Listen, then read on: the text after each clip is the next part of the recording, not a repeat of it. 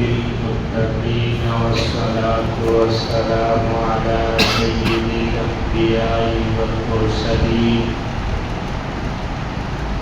وعلى آله وأصحابه أجمعين. أما بعد فأعوذ بالله من الشيطان الرجيم.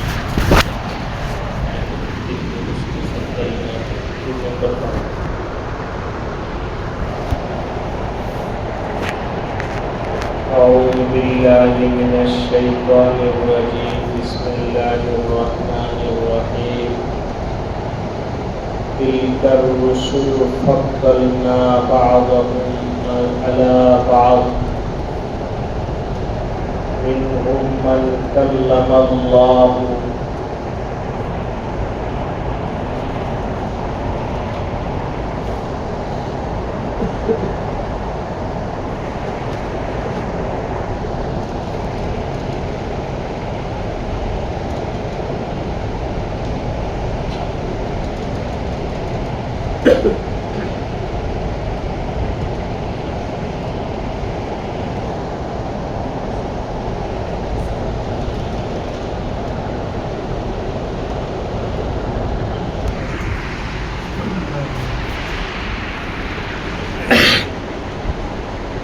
تلك الرسل فضلنا بعضهم على بعض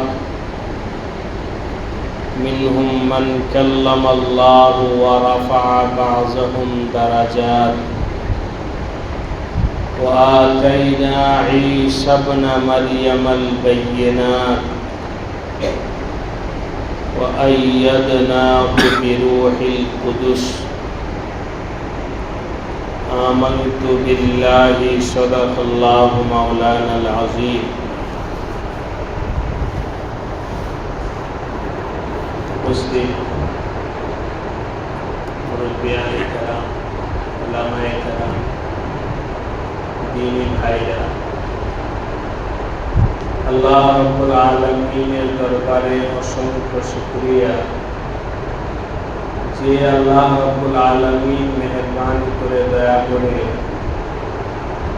আমাদেরকে পবিত্র রমজান মাসে ইফতারি পূর্বক্ষণে দোয়ার মজলিসে বসার তৌফিক দান করেছেন। আলহামদুলিল্লাহ। আল্লাহ তাআলা মানুষের হিদায়াতের জন্য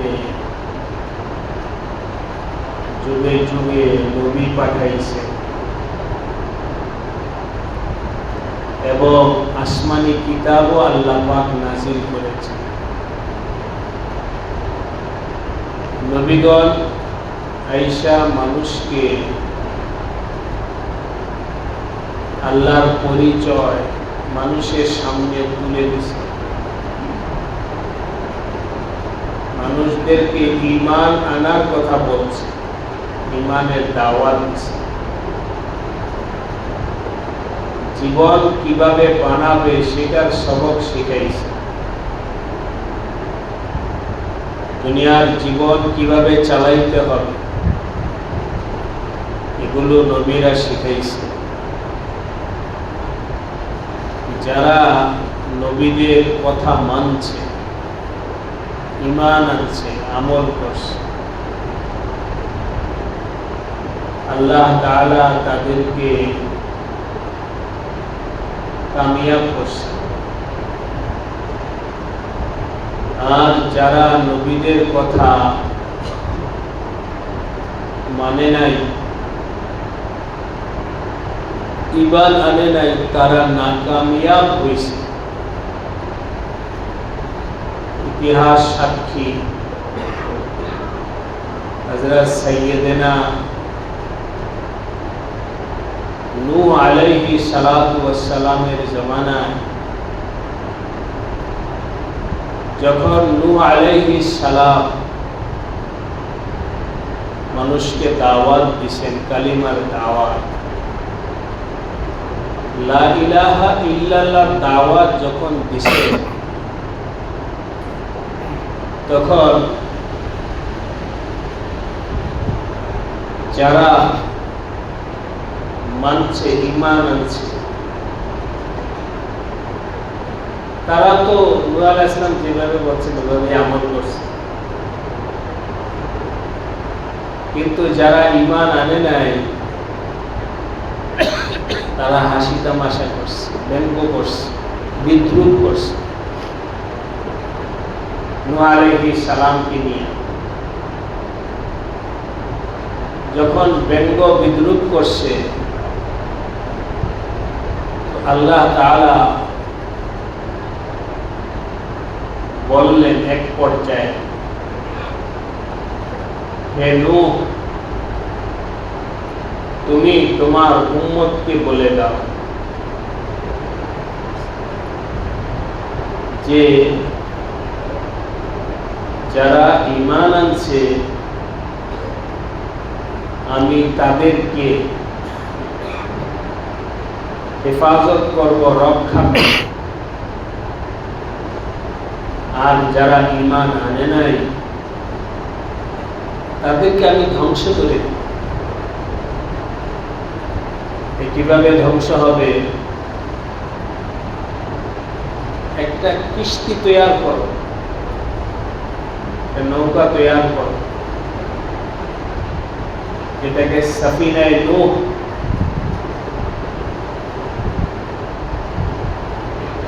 জাফরকে বাচ্চাদেরকে বলা পুলিশের সঙ্গে দুষ্কর্ম করছে।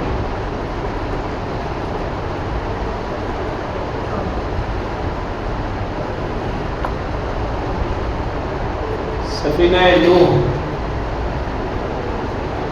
का नौका बनाओ, सफीना बनाओ, প্লাবন আসবে, প্লাবন, ঝড়, উপর থেকে পানি পড়বে, ওই পানিতে সব ডুবে যাবে, কেউ বাঁচতে পারবে না। কুরের ঘরওয়ালা বাঁচতে পারবে না, বিল্ডিং ওয়ালা বাঁচতে পারবে, কেউ বাঁচতে পারবে, সব ডুবে যাবে।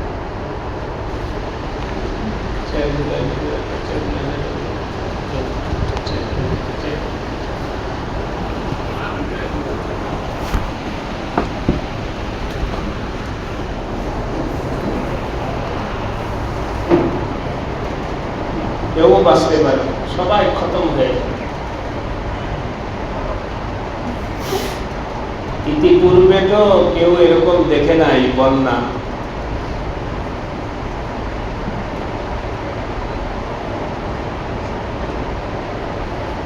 ওরা হাসি মজাক শুরু করছে, বলে যে পানিতে মানুষ ডুবে, আমাদের কত পাহাড় আছে, বিল্ডিং আছে, নিরাপদ জায়গা আছে, শক্ত জায়গা আছে, আমাদেরকে কে মানে? বিশ্বাস করে বিভিন্ন ধরনের হাসি তামাশা করছে। কিন্তু যখন আল্লাহ পাকের ফয়সালা আসলো যে তোমরা সবাই যারা ঈমানওয়ালা তারা নূহের সাথে কিস্তিতে ওঠে, তো আল্লাহ পাককে মাননে ওয়ালা যারা ছিল তারা সবাই কিস্তির মধ্যে উঠছে। উঠা আর তো বন্যা শুরু হয়েছে, নিচ থেকে পানি, উপর থেকে বৃষ্টি, যখন চলা শুরু করছে, চলতে চলতে সব ডুবে গেছে, কেউই নাই, সব খতম। আসে সামনে আসে, আসে আসে সামনে আসে, আসে মনে হচ্ছে আসে সামনে, একটু পিছনে, একটু বড় হয়ে বসে, বড় হয়ে বসে, বড় হয়ে বসে,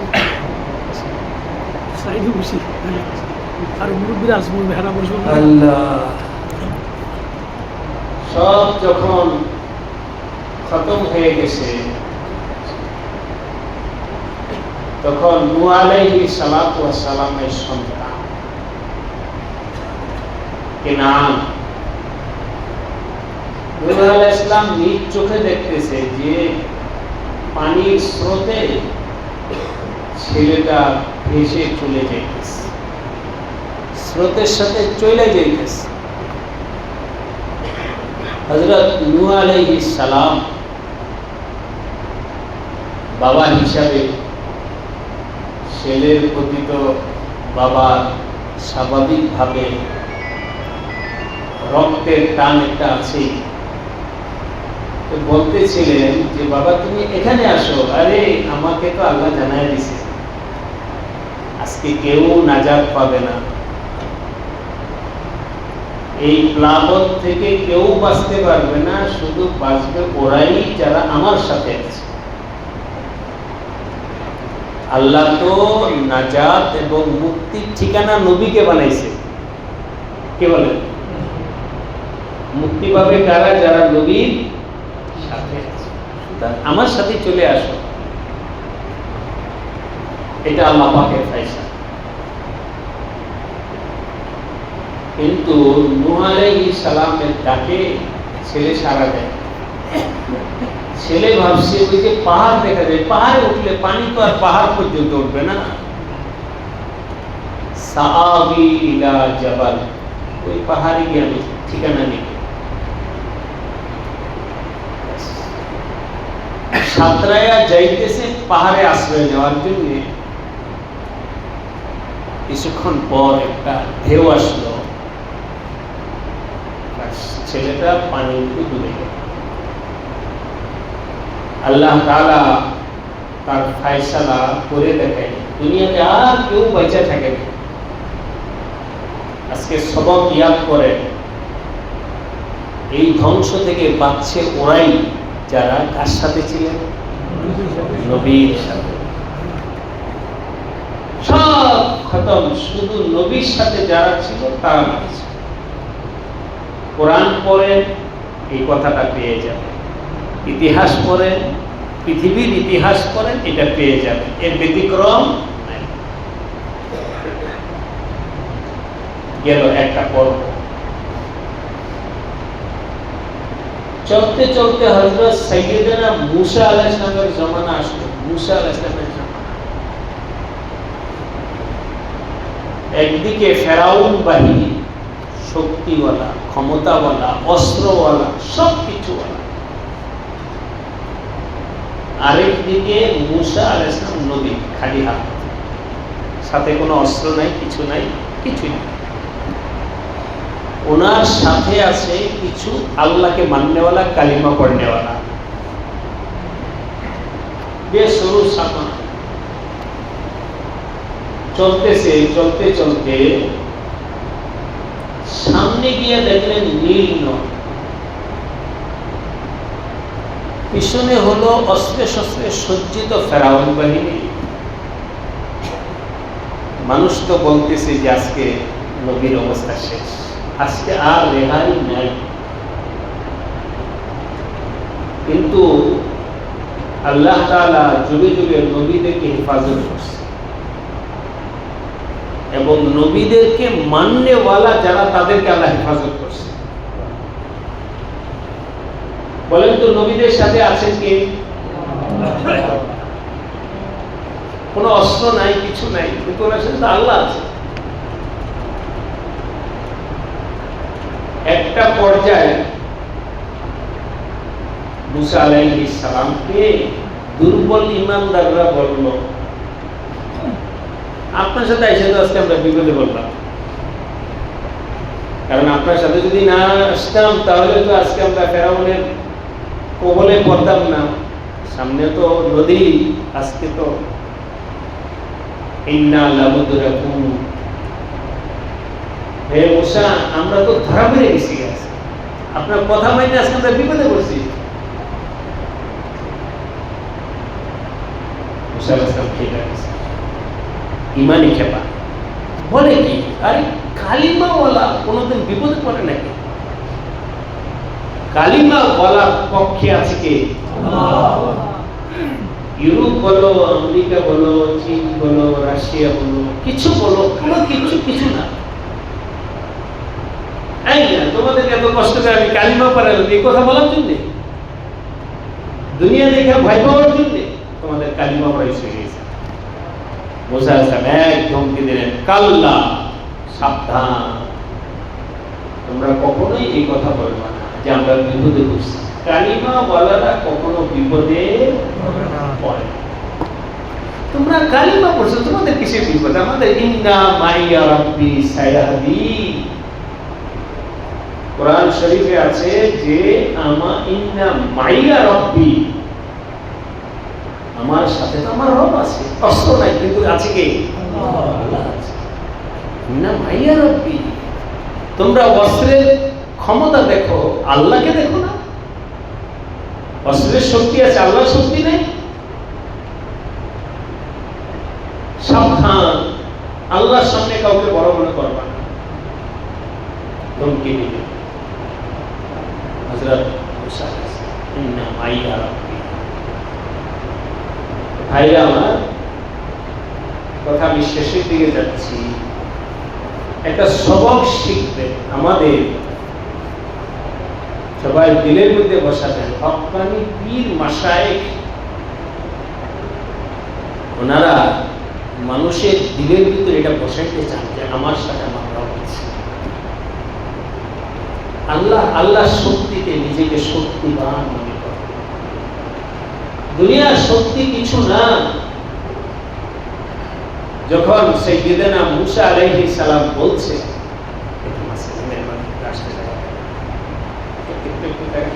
চৌধুরী সাহেব মনে বাবা একটু জায়গা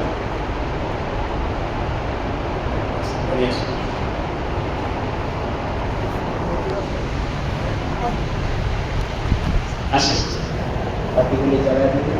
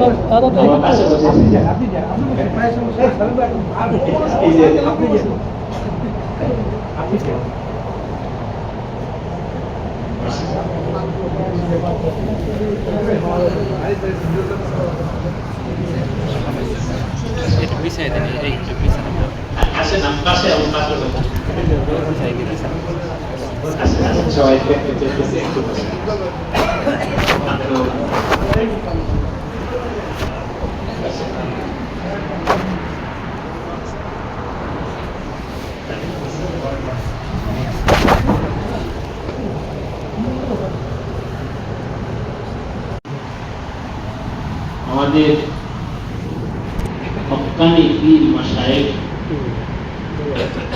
আমাদের এই কথা সবক দিতে চাই যে তোমরা আল্লাহর সাথে সম্পর্ক, আল্লাহর সাথে সম্পর্ক হয়ে যাওয়ার পর যদি না খায়ও থাকো তারপর আল্লাহ শান্তি দেয়।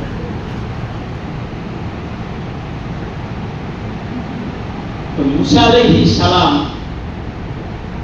যখন উম্মতকে বললেন, সন্তান তোমরা ঈমান ঠিক করো, ঈমান ঠিক করো, তোমাদের ঈমান যদি ঠিক হয়ে যায় তাহলে কেউ তোমাদেরকে কিছু করবে না।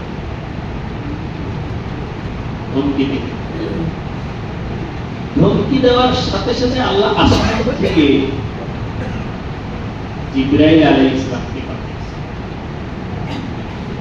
জিবরাইল, তুমি যাও মুসার কাছে গিয়ে বলো ওনার হাতে যে লাঠি আছে, আমাদের মুরব্বীরা হাতের লাঠি নিয়ে হাঁটে, কোরআনে আছে আসাম মুসা, এটা আল্লাহ পাকের একটা বিশেষ লাঠি ছিল মুসা আলাইহিস সালাম। বললেন যে এই লাঠি দ্বারা, একটা বিশেষ পাওয়ার বলা লাঠি ছিল, এই লাঠি দ্বারা এই নদীতে তুমি কাটাও।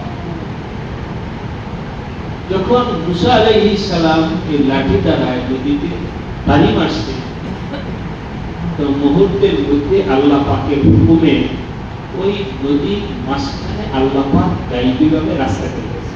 সুবহানাল্লাহ। কিভাবে পার হবে? পার হওয়ার জন্য কিছু দরকার নেই, জাহাজের দরকার নেই, নৌকার দরকার নেই, স্টিমারের কিছু দরকার নেই। আল্লাহ পাক একেবারে, আমি বলি যে আমাদের পিচ জ্বালা রাস্তা থেকে আরো উন্নত রাস্তা আল্লাহ পাক সাগরের মাঝখানে দিয়ে বানাইছে। রাস্তা খুলে দিয়েছে। কাল্লা ইন্না মাইয়া রাব্বি সায়াহদিন, আমাদেরকে রাস্তা খুলে দিবেন আল্লাহ। আল্লাহ বলতে এবার মুসা আলাইহিস সালাম এবং ওনার সাথে যারা কালিমা পড়ছে ওনারা সবাই নিরাপদে এই রাস্তা পার হতে পারবে। ফেরাউনের পূর্বের প্ল্যান সব নৌযান সরাই দিচ্ছে, ওরা যাবে কোথায় ডুবে দেখি, এক জায়গায় গিয়ে তো আটকা পড়ে যাবে। এটা হলো ফেরাউনের প্ল্যান। আসলে দেখো মুসা গেল কোথায়, মুসার সাথে মানুষ যারা আছে ওরা গেল কোথায়, পিছনে তো আমরাই, সামনে নদী, ওরা গেল কোথায়? তালাশ করে দেখি রাস্তার মধ্যে, আরে ওরা তো এই রাস্তা দিয়ে চলে গেছে, চলো চলো এই রাস্তা দিয়ে সবাই। ওরা ভাবছে যে দুনিয়ার রাস্তা, এটা তো দুনিয়ার না, আল্লাহ পাকের নিজাম এবং কুদরতি রাস্তা। এরা ওই চোখ দিয়ে দেখছে, চামড়ার চোখ দিয়ে দেখছে, কলমের চোখ তো নাই, অন্ধকার, কালিমা না পড়ার কারণে চল আমরা যাই। ফেরাউন আর সৈন্যবাহিনী সবাইকে বলে চলো খুব দ্রুত এই রাস্তা পার হতে হবে। যখন এইটা আমাদের নদীটা দেখে সবাই নদীতে নেমে গেছে, ওদিকে মুসা আলাইহিস সালাম কালিমা ওয়ালাদেরকে উঠে গেছে, আর এদিকে ফেরাউন বাহিনী সবাই। আল্লাহ পাক পানিকে বললেন, পানি তুমি তোমার গতিতে চলো, তুমি তোমার গতিতে চলো। একেবারে পানির মধ্যে সব একজনও বাঁচে সব খতম। এবার আমার ভাইরা, মুরব্বীরা, বাবাজিরা বলেন তো কালিমা ওয়ালাদেরকে বাঁচাইছেন কে? আল্লাহ। পরিষ্কার কোরআনের কথা, এখানে কোনো কোরআনের কথা, আল্লাহ পাকের কথা। ওদিকে নূহ আলাইহিস সালামের সাথে কালিমা ওয়ালাদেরকে আল্লাহ বাঁচাইছে, এদিকে মুসা আলাইহিস সালামের সাথে কালিমা ওয়ালাদেরকে আল্লাহ বাঁচাইছে। সুতরাং আমি আপনাদেরকে দুইটা কথা এখন বলতে চাই। এক হলো আমরা সব সময় আল্লাহকে সাথে নিয়ে চলার চেষ্টা করব, আল্লাহ জিকির করব, আল্লাহ পাকের সাথে যেন আমাদের তাল্লুক থাকে। যত বিপদ আসুক, সাংসারিক আসুক, সামাজিক আসুক, রাষ্ট্রীয় আসুক, যত ধরনের বিপদ আসুক, সব বিপদের সময় মুমিনকে হেফাজত করবেন কে? আল্লাহ। আমি জানি না আপনারা কেউ মাইন্ড করতে পারেন বা কেউ ভিন্নভাবে নিতে পারেন, বাস্তব কথা যেটা আমার জীবনের প্রথম, কর্মজীবনের প্রথম ছোট্ট একটা ইতিহাস আপনাদেরকে মুরব্বীরা বলতে পারবেন। সারা বাংলাদেশে একটা হঠাৎ অশান্ত একটা পরিবেশ সৃষ্টি হয়েছে। এই অনেক জায়গায় বোমা পড়তো, অনেক জায়গায় বোমা, অনেক জায়গায় বোমা, এরকম একটা পরিস্থিতি হয়েছে। ওই সময় দেশের প্রধানমন্ত্রী ছিলেন মাননীয় প্রধানমন্ত্রী, এই তো কিছুদিন আগে দুনিয়া থেকে বিদায় দিলেন এবং একসাথে সারা বাংলাদেশ সব জেলায় শুধু দুইটা জেলায় বোমা পড়ে। আপনার মনে আছে দুইটা, আপনার ছোট হবে শুধু দুইটা, এর মধ্যে একটা জেলা হলো। আরেকটা কথা আমার মনে নেই, আমার দেশেরটা মনে আছে, পত্রিকায় আছে দুই জেলা ছাড়া সব জেলায় একই সাথে বোমা। তখন উনি মেসেজ পাঠাইলেন সব মসজিদে ইমাম সাহেবদের এতটুকু মনে আছে যে মসজিদে ইমাম সাহেবরা যেন দেশের জন্য দোয়া করে। আল্লাহর পক্ষ থেকে শান্তি আসলে কোন ষড়যন্ত্র আমাদের দেশকে আমাদেরকে ই করতে পারবে না। সব ইমাম সাহেবদের কাছে দোয়া করছে, দোয়া চাইছে প্রধানমন্ত্রী। এটা একেবারে যারা ওই সময় বড় ছিলেন তারা জানে। আলহামদুলিল্লাহ আমরা দোয়া করেছি, সব মসজিদে দোয়া হয়েছে। এর পরের শনিবার থেকে পুরো দেশ শান্তির মালিককে আল্লাহ। তো ভাইরা, যখন যে কোনো হালাত আসুক তখন যেন আমরা আল্লাহ পাকের কাছে শান্তি চাই। আর উলামায়ে কেরাম বলে এখন সেই নবীর ওয়ারিস শান্তির বার্তা বয়ে আনবে উলামায়ে কেরাম। আবার আমাদের সামনে একটা ইতিহাস গেছে, কারণ নাম বলবো না, ওই কোথাও কিছু হলেই দেখো কিভাবে জঙ্গি করে ওলামাকে আটকানো যায়। দেখো না এরকম কোনো হুজুর আছে মাহফিলে দেখেছি আটকা, কেন? অন্যের গাড়ি মানে চোর ডাকাত ওদের চেক হয় না, আমার টুপি দাঁড়িয়ে আছে আপনার চেক ওদের একটু দাঁড়িয়ে চেক অসুবিধা, কিন্তু নজরটা আমাদের দিকে কেন, টুপি দাঁড়িয়ে দিকে কেন? আল্লাহ পাক আমাদের সবাইকে শান্তির দিকে চলবার তৌফিক দান। আমিন। সব ধরনের বিপদ আপদ থেকে রক্ষা করবেন কে? আল্লাহ। এখনো সারা বিশ্ব একটা অশান্ত, এখনো আমাদেরকে শান্তি। সুতরাং সবাই আল্লাহকে সাথে নিয়ে চলার চেষ্টা করবে, আল্লাহর উপরে তাওয়াক্কুল করবে, ব্যক্তিগত, পারিবারিক, সামাজিক, রাষ্ট্রীয়, আন্তর্জাতিক সব সময় আল্লাহ হেফাজত করবে। ওয়ালা এই একই সবাই নিজের অন্তরে বসাবো। আল্লাহ আমাদের সবাইকে তৌফিক দান করুন। আমিন আমিন। দ্বিতীয় নাম্বার কথা, এই দুইটা ইতিহাস কোরআন থেকে আপনাদেরকে বললাম। আল্লাহ পাক যুগে যুগে হেফাজত করছেন নবীকে এবং নবীর সাথে যারা আছে তাদেরকে, ঠিক কিনা বলেন? এই জন্য আহলে সুন্নাত ওয়াল জামাতের আকীদা বিশ্বাস করো, নবীদের সমালোচনা করা যাবে না। বলেন, নবীদের সমালোচনা করা যাবে না, কারণ নবীরা হলেন নিষ্পাপ, তারা হলেন মুক্তির মাধ্যম, তাদেরকে নির্বাচন করছেন কে? আল্লাহ। কথা কি বলছি? আজকে আমাদের টঙ্গীর লৌহজং এলাকা আল্লাহ পাক দোয়া করি জনগণ এবং দেশের খেদমত করার তৌফিক দান করুন। আমিন। আপনারা আশা নিয়ে যে ওনাকে দ্বারা আমাদের দেশের ফায়দা হবে, এই জন্য আপনারা ভোট দিয়েছেন। এটা দুনিয়ার সিস্টেমে আপনাদের নির্বাচনে আল্লাহ পাক ওনাকে দায়িত্ব দিয়েছে, যে আশা নিয়ে আপনারা ওনাকে ভোট দিয়েছেন, দায়িত্ব দিয়েছেন, সে আশা পূরণ করার তৌফিক দান করুন। আমিন। এই দোয়া এটা তো আমরা জনগণ ভোট দিয়ে ওনাকে নির্বাচন করছি, কিন্তু বলেন তো নবীদেরকে নির্বাচন করছেন কে? আল্লাহ। না আমরা ভোট দিছি না, কোন দল না, কেউ না, নবীদেরকে নির্বাচন করছেন কে? আল্লাহ। সহজ একটা কথা সবাই বুঝবে, এটা আকীদার কথা বলতেছি। এখন যদি কোন নবী ভুল করে তাহলে সহজভাবে কথা বুঝেছে যে আল্লাহ ওনাকে নবী বানাইছে, তো আল্লাহ মনে হয় আলিয়াজুবিল্লাহ খারাপ লোকটাকে কেন নবী বানায়? তাহলে আল্লাহ নির্বাচন কি দিয়েছে? নবীর সমালোচনা করা মানে হলো স্বয়ং আল্লাহর উপরে আপত্তি পেশ। কথাটাকে আপনারা বুঝতে পারছেন? এই যুবকরা বাবা দিয়ে বুঝুন কালিমার কথাটা। নবীর দোষ বলা মানে কার বলা? আল্লাহ। কারণ নবীকে নির্বাচন করছেন কে? আল্লাহ। আল্লাহ। সুতরাং সবাইকে বলুন আল্লাহ হেফাজত করুন, আমাকে বলেন আমিন। আমিন। আমিও যদি কোন নবীর বিরুদ্ধে বলি তাহলে আপনারা আমাকে বলবেন। যত বড় আল্লামা হোক,